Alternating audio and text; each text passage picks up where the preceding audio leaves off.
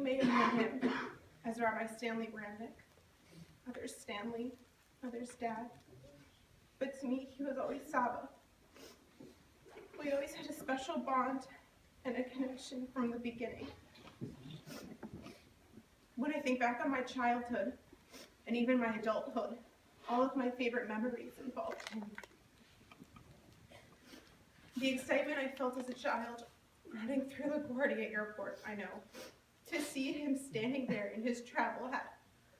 He couldn't let us take a cab, he always had to pick us up. The countless Pesachs we would spend in New Jersey, listening to him answer all of my questions, as I would always try to outwit him on any new Torah learnings that I had from school. I never succeeded, he always knew the answer.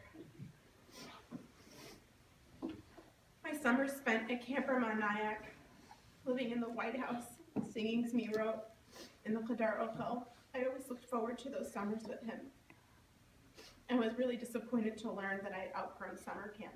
Apparently, there is an age limit on day camp. One of the happiest days of my life is when I married my husband, Yoni.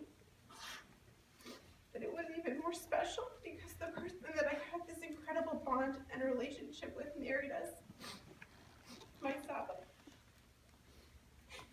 He was always there for the big and the small life moments with a huge grin of pride and joy on his face. He was the first person I called to share good news and sometimes bad news with, because I knew that no matter what, he was always proud of me. He always saw the good in the world, except when it came to New Jersey traffic or the crosswalks. He loved to talk about traffic.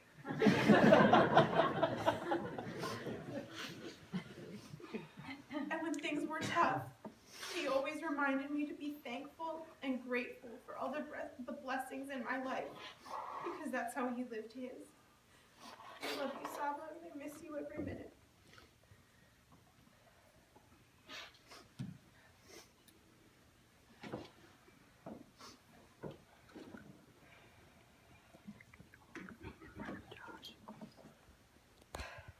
Growing up just a short drive away from my grandparents was such a treat, as it enabled them to play a big role in my childhood. My earliest memories of Saba are from spending Shabbat with him. I remember anxiously awaiting his return from shul on Friday night so we could begin the Shabbat meal, because after dinner was my favorite. We would spend the rest of the evening learning songs about the Bible and in Yiddish, many of which I can still recite to this day. At night, Saba and Savta would tuck us into bed, where together we would say the Shema, and then they would tell us stories about their childhood.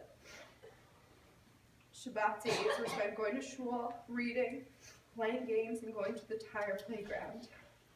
I can still see Saba standing on the bima on Saturday mornings and feeling so proud and lucky that, while I had to share him on Saturday mornings, he was truly my Saba. My grandparents never missed a school play, graduation, or birthday.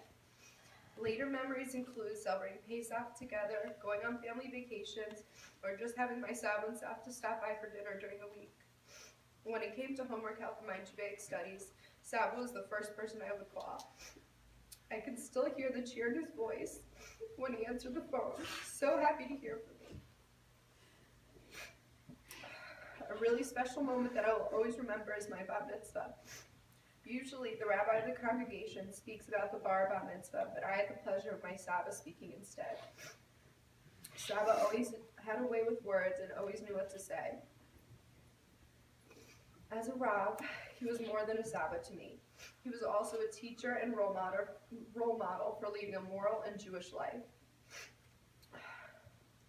But thinking about over 24 years filled with happy memories and times he was there makes me think about all the special moments he won't be there for in the future. It was always my dream for him to officiate at my wedding or host him for dinner at our first home. I love you so much, Saba, and I'm going to miss you every day. But because you played such a huge role in shaping who I am today, I know you'll never be far. I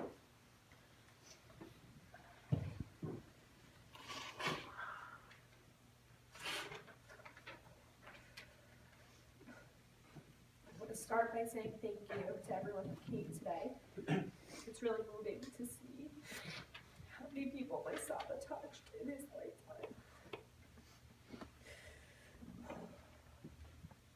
Starting at a very young age, I came to know my Saba as a local celebrity.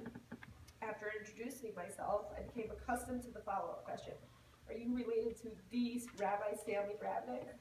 I was so unbelievably proud to say that I was. People would even say, do you know that Saba married me and my husband?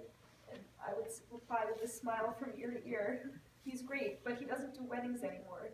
Now he just sticks to funerals. Some of my fondest memories with my Saba took place in his study in Teaneck. When I was really young, my Saba would put me on his lap and we would watch ScottTrade.com. I didn't really know what it all meant at the time, but I enjoyed watching the green and red arrows go up and down. As I got older, I spent hours with my Saba poring over the books in his study. Some of my favorites were the 19th century Talmud Bavli and all the different versions of Passover Haggadahs. My Saba was an integral part of my Jewish education and upbringing. Anyone who knows me knows how much I loved attending Solomon Schechter from kindergarten to 12th grade. In first grade, we perform our Siddur play, which culminates with your local rabbi giving you your first Siddur. I was blessed to have my Saba there to give me my first Siddur. He was also there to give me my first Chumash during second grade and my first Tanakh at the end of fifth grade. He was always there for me to call when I had a homework question, and he always came to my basketball games. Not to mention, Saba and Savta came every single year to Grandparents' Day and continued to be an important part of my Schechter experience through middle and high school. I feel so blessed to have been able to know my Saba as a child and as an adult. Thank you for always being my Saba.